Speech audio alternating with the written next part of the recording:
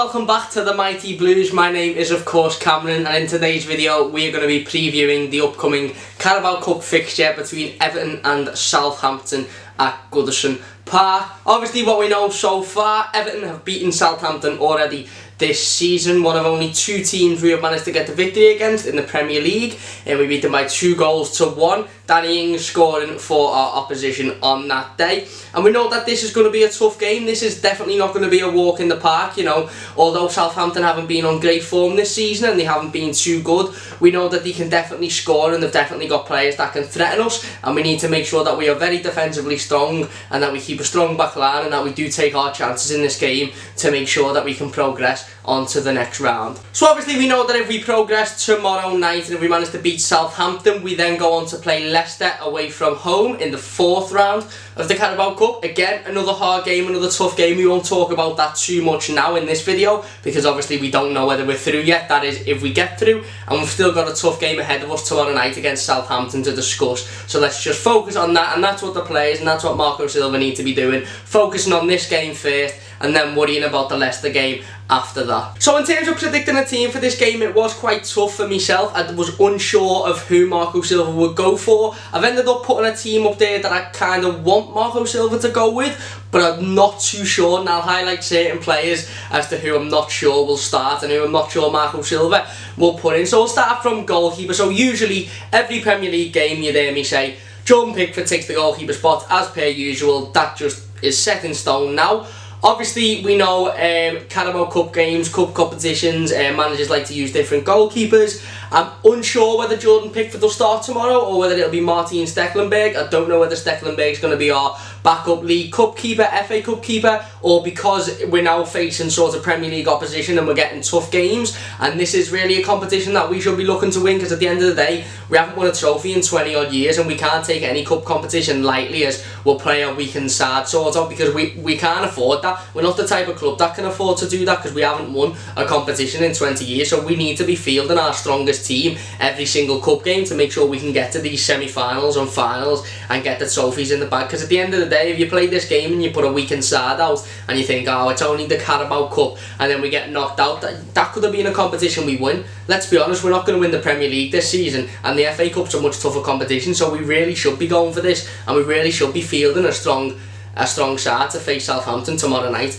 So I put Jordan Pickford up there as the goalkeeper tomorrow night. I've also put Lucas Digne at left back. Again, could be Leighton Baines coming in and getting him a little bit of game time. For me, I'd rather Lucas Digne. I think he's been fantastic this season, and like I say, if we're going to field our top side, let's be honest, it is Lucas Digne that slots in there. I put Kurt Zouma and Michael Keane at centre half just because of how good they've been since they've linked up at centre half. Obviously they played against Arsenal, they played at the weekend as well against Fulham, and they were fantastic.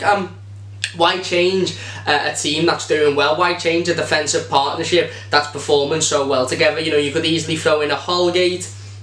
I'm not too sure Mina will be fit, Mina won't be fit, but you could easily throw in a Mina if he was. But why mess it about? Why let's just keep the same back line and the same back four, including John Joe Kenny. Like I say, I'm not the biggest fan of John Joe Kenny in terms of his performances. I like him as a lad, I like him as a player, I think he's got potential, but I just don't think he's ready yet, and I certainly don't think his performances have been up to scratch this season. But it's working, he's doing well there at the minute, so let's keep it there, let's keep a strong back line, and you know, although I don't think he's been great, he hasn't particularly been really bad, and he hasn't given away anything stupid, so let's keep the same back line. So I've gone with Digne, Zouma, Michael Keane and John Joe Kenny as the back line. I've then gone with the same central defensive midfielders, Idrissa Gana Gueye and Tom Davies. Tom Davies again captain in the side against Fulham. Thought he had a great game. There was a stat that he completed more passes, or more successful passes, than any other player on the pitch. If that's right, don't quote me on that, but I did definitely read it.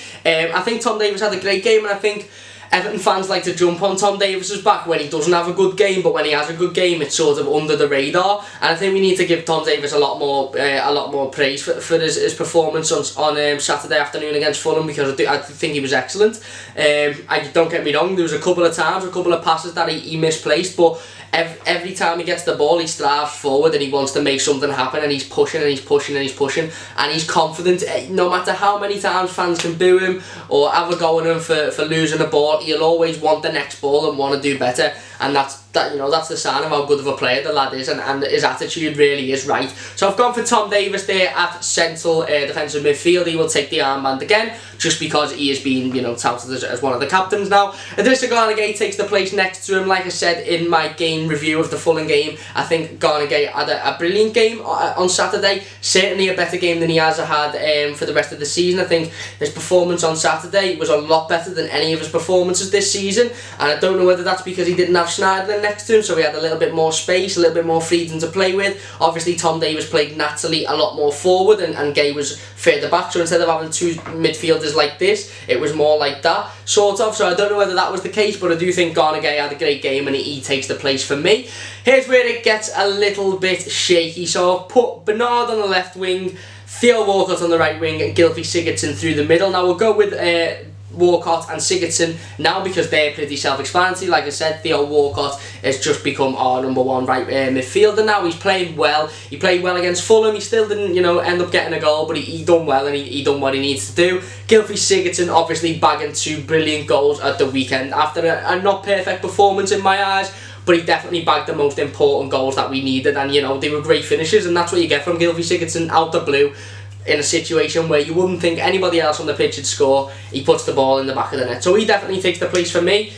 Now Bernard, I put Bernard on the left because I think we seen him against West Ham. He come on just before half time against West Ham, and I think he was fantastic. He injected pace, he injected an attacking mentality, he was forceful, he was running, he wasn't scared. He didn't look like a player that had just joined the Premier League at such, not that height matters, but for such a small player playing on the wing against, big full-backs and big centre-half, he didn't look like he phased them at all. He slotted in perfectly. He was up and down, and you can see the class and the confidence that lad's got. Again, against Fulham, he come on for a brief 10 minutes and he gets an assist. He steams down the left-hand side, and the best thing about his assist was he steams down the left-hand side, he cuts in, and in a situation where a lot of our players would think, I can't see a player within, me peripheral vision, so I'm just going to hit it towards the goal, have a shot that probably won't go in, or put the ball in the area where the defender's going to hit it out. He didn't. He stopped and he waited, and he said, I can't see a player, so I'll wait. And he waited about 5 seconds, and then he slots it into Gylfi Sigurdsson's path, and Gylfi Sigurdsson ends up scoring from that, and that was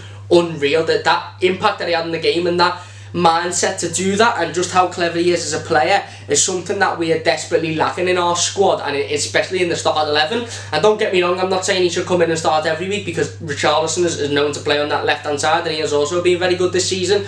But I do think playing him in this Carabao Cup game on Tuesday, where he can get a little bit more experience, obviously it's a cup game, it's under the lights, he'll be a little bit more fit than he has been in recent weeks. I think it is the right decision for me. So I've gone with Bernard on the left. I've then gone with Richarlison up front. Now Marco Silva did toy with the idea of Richarlison up front in his pre-match press conference, to the Fulham game.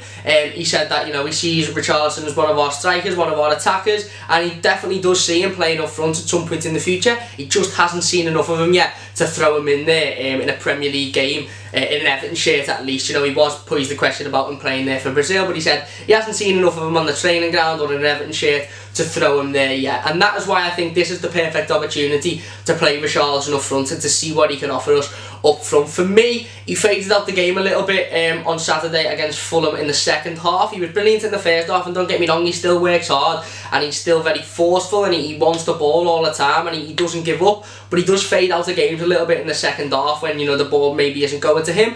And I think playing him up front can definitely be beneficial. And if you play him up front tomorrow and he manages to get a couple of goals and he looks like a real goal threat, then you've got somebody there that you can play up front in the Premier League, and that will only strengthen the sort of left wing position for Bernard. If he can come in and do an equally good job, then like I say, he plays on the left and Richarlison plays up front. That could be a great partnership. You're not going to know until you're tired. At the end of the day, you've got two very good players there, and at the minute they play in the same position, so they're never both going to be on the pitch at the same time unless you force one to play up front. And for me, Richarlison is more of a natural centre forward, and that makes sense for me. And this is the game that I think Marco Silva may just put him up there. Now I say may, and like I said, this team is the team I'd like to see Marco Silva play, not necessarily the team I think he will play. I don't actually know the team I think he will play. I think Cenk Tosun might come in. Obviously we're seeing Cenk Tosun get a goal on the weekend, so his confidence is going to be a lot more improved now, and he's going to fancy himself. And again, I wouldn't be totally against the idea of Cenk Tosun coming in and playing up front, because like I said, he got his goal and he did look a lot more confident, and he might come in and score a couple of goals. And then you've got your striker for the rest of the season who's bagging goals and is a lot more confident.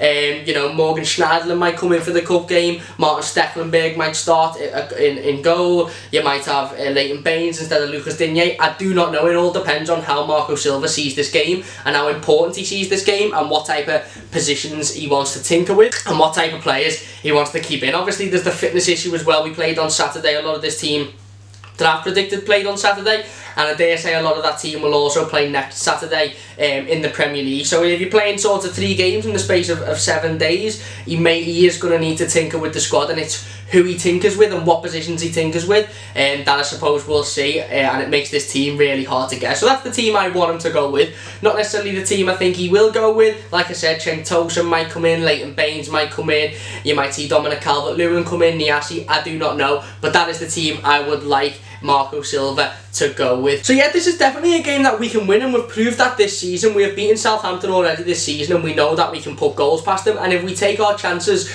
we can definitely win this game, and we proved that against Fulham. We had such a poor first half, and a first half where we didn't create much and we didn't take our chances, and we really looked lackadaisical and lazy and bored and not ourselves, and then we come out in the second half and, you know, we create a few chances and we manage to score, and we end up winning a game by 3 goals, 3-0 at home, in a game that from the outside looking in you'd probably think they performed really well there, but realistically I don't think we did. Certainly not in that first half, but we ended up coming away winning 3-0, and that's what we need to do again tomorrow night against Southampton in the cup. We need to focus now, not worry about Leicester, not worry about the next round. We need to focus on this game, make sure we take our chances, kill the game off as early as possible, and then we go on to Leicester in the next round if we get through, and then we focus on them. But it's definitely a game we can win. We've proven that already this season. I would like us to be a little bit more cautious than we were in that first game against Southampton, and I think we will be with Keane and Zuma in the back. I really do think they are a real strong back line, and Michael Keane has definitely given himself an argument to start every game for Everton this season,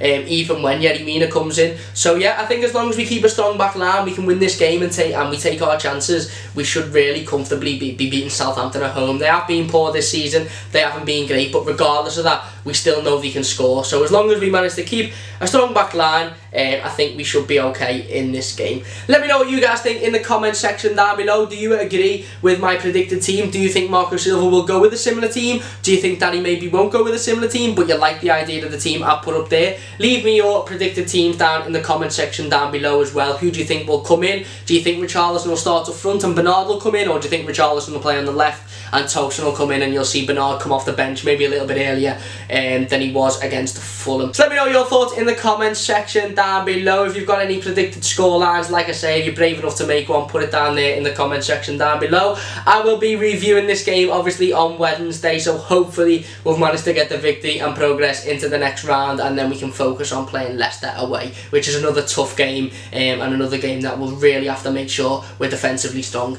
and we take our chances. So thank you very much for watching the Mighty Blues, and I'll see you soon.